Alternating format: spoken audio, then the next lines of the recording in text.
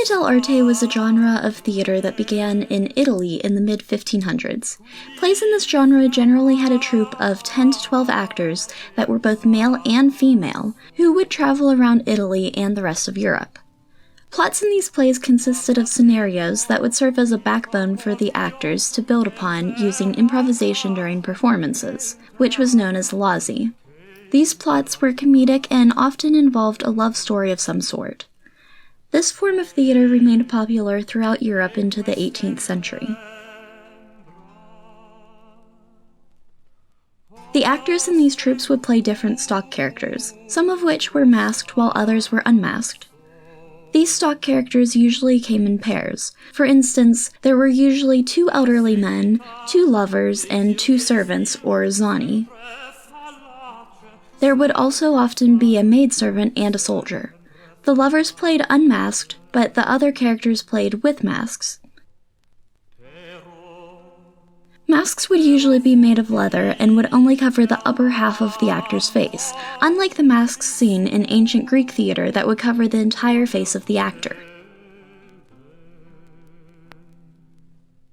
The stances and movements actors made in Commedia dell'arte were very planned and exaggerated to make points about the characters they were playing. How an actor used movements, stances, and gestures could be used to convey to the audience what class a character was from. For instance, while describing what stance actors conveying a character from a high class should use, Commedia dell'arte and Actor's Handbook explains. They lack firm contact with the earth, feet invariably in ballet positions, creating an inverted cone, chest and heart heavy. They are full of breath, but then take little pants on top.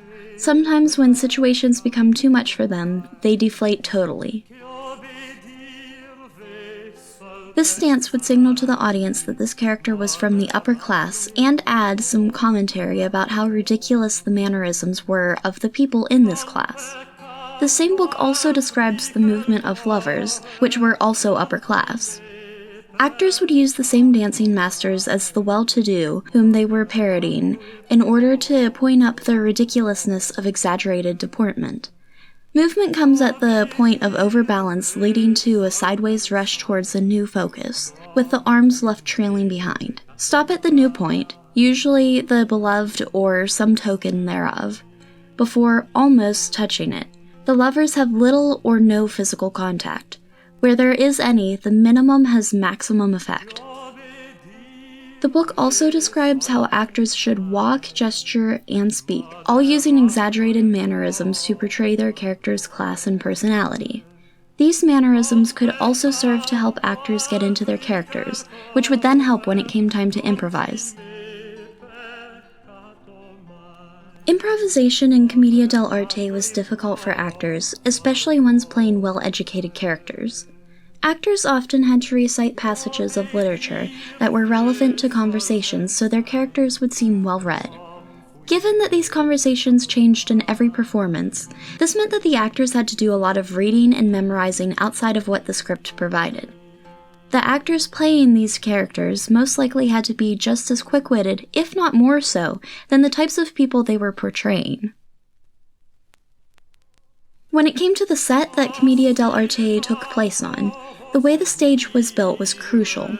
According to Commedia dell'arte, a handbook for troupes, the most important features of a Commedia dell'arte stage are that it should be portable, be able to support a backdrop, be of sufficient height for the actors to be seen, and of sufficient size for the actors to be able to act upon. Backdrops were also important, as they allowed the audience to better imagine the scene the play was set in. Many Commedia dell'arte plays could be performed with a single backdrop, however, some had multiple. Backdrops were also generally not overly intricate or specific to their scenes. They functioned as somewhat generic backgrounds that could function in most scenes. Their colors and designs were simple to make the masks worn by actors contrast against them, so they would be easy to see. Costumes in Commedia dell'arte were brightly colored and were an extension of the mask. Whatever emotions and character traits a mask reflected extended into the rest of the costume to emphasize those characteristics. The bright colors also helped to emphasize the actors in front of the simple backdrop behind them. Fabrics were made of natural fiber, both because of the fabric used at the time and to allow the costumes to be breathable while outside. The costumes also had to keep in mind actors' possible needs to do special stunts such as acrobatics and any secret pockets necessary for scenes. If you're interested in Commedia dell'arte, you might enjoy watching my recent video about Gian Lorenzo Bernini, which is shown on screen. In addition to his works in architecture and sculpting that he's famous for, he also wrote the Commedia dell'arte play The Impresario.